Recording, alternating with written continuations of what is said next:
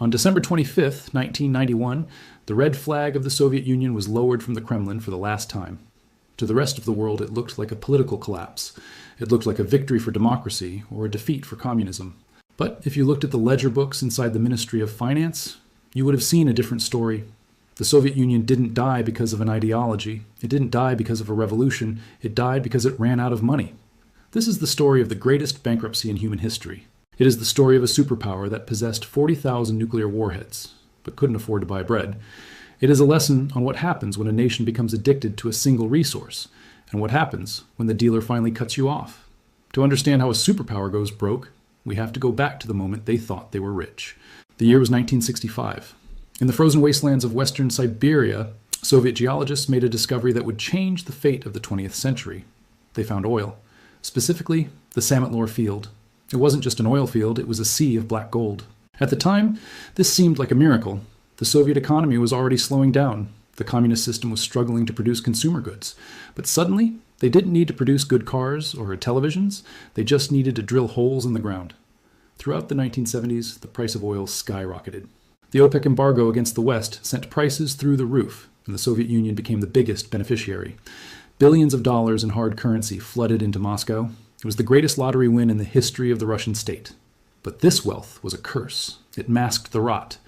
Because the oil money was so easy, the Soviet leadership stopped trying to fix their broken economy. Why reform the factories when you can just sell oil? Why fix the agriculture when you can just sell oil? The Soviet Union became a petro-state. It was essentially a third world economy with first world rockets. They stopped making things the world wanted to buy. They were exporting raw materials and importing everything else. They were trading the blood of the earth for food, for machines, and for silence. The leadership in the Kremlin used the oil windfall to buy loyalty. They subsidized food prices, keeping bread artificially cheap. They subsidized housing. They subsidized their satellite states in Eastern Europe. They built a massive military machine that consumed 20% of the GDP. It was a golden age, but it was built on a foundation of sand. The entire stability of the Soviet Union was pegged to one number, the price of a barrel of oil. As long as oil was over $30 a barrel, the Soviets were rich. They were invincible. They could invade Afghanistan. They could threaten Europe. They could race the Americans to space. But in the early 1980s, the math began to change. The United States and Saudi Arabia were watching. They realized that the Soviet bear was actually a junkie, and its drug was high oil prices. In the commodities markets, a storm was gathering. The demand for oil was dropping as the West became more energy efficient. At the same time, new oil supply was coming online from the North Sea and Alaska. The price was wobbling.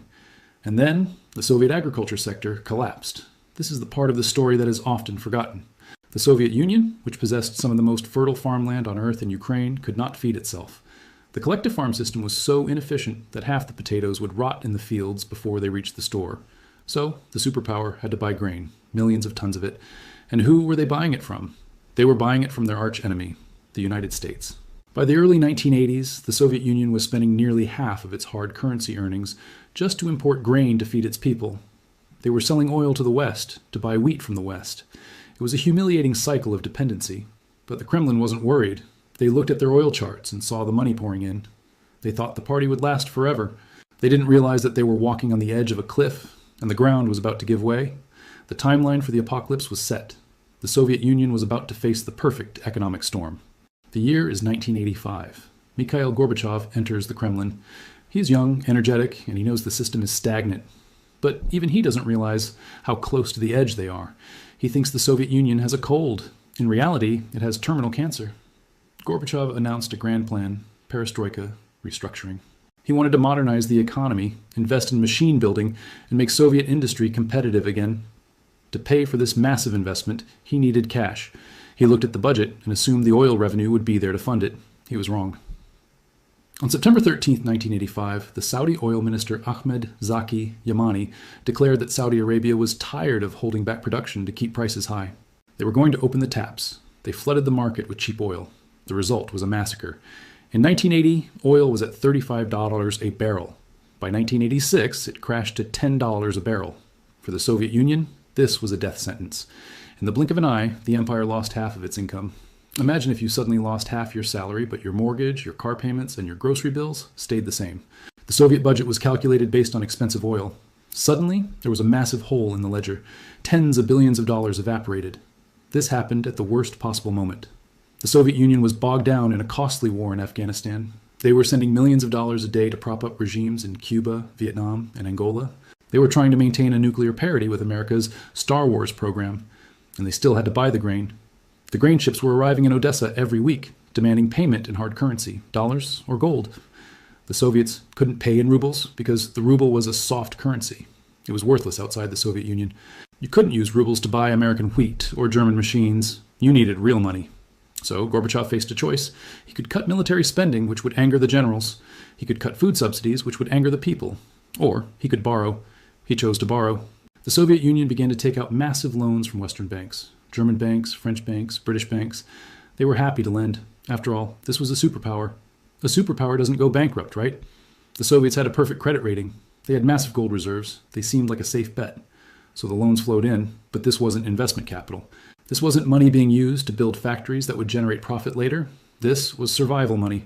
The Soviets were borrowing billions just to buy food and consumer goods to keep the shelves from looking completely empty. It was a credit card spiral. They were borrowing to eat. To make matters worse, Gorbachev made a domestic economic mistake that accelerated the collapse. He launched an anti-alcohol campaign. He saw that vodka was destroying the health of the Soviet worker, so he restricted sales and destroyed vineyards. Morally, it was the right thing to do. Economically, it was suicide. The tax on vodka was one of the largest sources of revenue for the state, second only to oil. By restricting vodka sales, Gorbachev wiped out another huge chunk of the budget. And the people didn't stop drinking. They just started brewing moonshine at home. So the state got zero revenue, and the sugar disappeared from the stores because people were buying it all to make alcohol. By 1988, the deficit was spiraling out of control. The government started doing the one thing you should never do. They turned on the printing presses. They printed rubles to pay the workers' wages. But because there were no goods in the shops to buy, the money just piled up. This is called a monetary overhang. The people had pockets full of cash, but the stores were empty. The shortage economy kicked into high gear. People would stand in line for 4 hours for a loaf of bread. If they saw a line, they would join it without even asking what was being sold. It might be shoes, it might be sausages, it might be toilet paper. You grabbed whatever you could, because tomorrow it would be gone. The social contract was breaking. The Soviet people had tolerated the lack of freedom because the state provided stability. They had cheap rent and guaranteed food. Now the stability was gone. The shelves were bare, the money was worthless, and the West was watching. The banks in London and Frankfurt started to get nervous. They noticed that the Soviet Union was borrowing just to pay the interest on previous loans. The debt had exploded from almost zero to $50 billion in just a few years. The bankers realized that the emperor had no clothes, and more importantly, he had no cash. By 1989, the Soviet economy wasn't just stalling, it was disintegrating. The Berlin Wall fell. The satellite states in Eastern Europe broke free. To the world, this looked like a political liberation. But to the accountants in Moscow, it was a financial catastrophe. For decades, the Soviet Union had forced Eastern Europe to trade in a closed loop. Now, those countries demanded to be paid in dollars for their goods. The entire trading bloc collapsed. Inside the Kremlin, panic set in. The gold reserves were vanishing. In the mid-'80s, the Soviets had tons of gold bars in the vault. By 1990, they were secretly flying gold to London and Zurich, selling it in a panic just to pay for the next shipment of wheat. They sold so much gold so quickly that they depressed the global price, getting even less value for their desperation. Then, the War of Laws began. This was the final internal blow. The Soviet republics, Russia, Ukraine, the Baltics, started to withhold tax revenue from the central government. Boris Yeltsin, the leader of the Russian Republic, told his tax collectors, "Keep the money here, don't send it to Gorbachev." The Central Soviet budget evaporated. Gorbachev was the president of a superpower, but he had no income. He commanded the nuclear missiles, but he couldn't pay the guards who watched them. In 1990, the unthinkable happened. The Soviet Union started defaulting on its commercial payments. Ships full of frozen meat and butter anchored off the coast of Leningrad refused to dock. The captains radioed that they wouldn't unload the cargo until the check cleared. But the checks were bouncing. The Soviet government had to beg. They went to the West, hat in hand. They asked for humanitarian aid. It was a humiliation.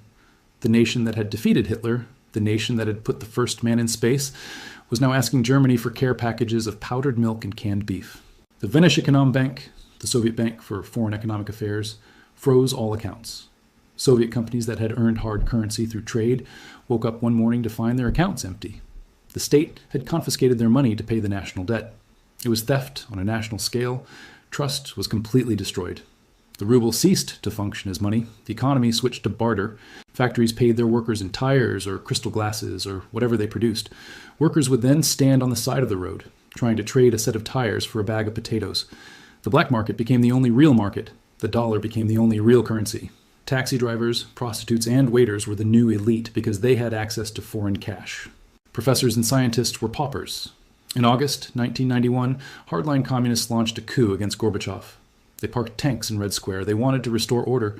They wanted to turn back the clock. But they forgot one thing. You can't shoot economics. The coup leaders didn't have a plan to fix the debt. They didn't have a plan to put food on the shelves. The coup collapsed, not just because the people resisted, but because the plotters realized they were fighting for the captain's chair on the Titanic, and the ship was already underwater. When Gorbachev returned to power after the coup, he was a ghost. The power had shifted to Boris Yeltsin in the republics, but the debt remained. The Western banks, the G7, called a meeting. They were terrified. The Soviet Union owed nearly $70 billion. If the country broke apart, who would pay the debt? Would Ukraine pay? Would Kazakhstan pay? They demanded a joint and several responsibility agreement. They told the republics, we don't care who's in charge, but someone has to sign for this debt. In the final months of 1991, the Soviet Union existed only on paper. There was no money for the November payroll. There was no money for the December payroll. The printing presses ran 24 hours a day, printing large denomination banknotes that were worth less than the paper they were printed on. Hyperinflation had arrived. December 1991, the end of the line. The central bank of the Soviet Union, Gosbank, was insolvent. They had literally run out of gold. The legendary reserves, rumored to be thousands of tons, were gone. Investigating prosecutors later found only about 240 tons left in the vaults. The rest had been sold, stolen, or wasted in the desperate attempt to keep the system afloat for just one more month. On December 25th, Mikhail Gorbachev sat at his desk to sign his resignation. He didn't resign because he was conquered by an invading army. He resigned because he had lost the ability to write checks. The Soviet Union officially ceased to exist, but the ghost of the empire lingered in the ledger books. The new Russian Federation, led by Boris Yeltsin, inherited the seat at the UN. It inherited the nuclear codes, and it inherited the debt. Russia agreed to take on 100% of the Soviet Union as foreign debt in exchange for claiming all the Soviet Union as foreign assets, the embassies, and the remaining gold. It was a zero-option deal. This debt burden crushed the new Russia. Throughout the 1990s, the new democratic government was strangled by the interest payments on the loans taken out by the communists.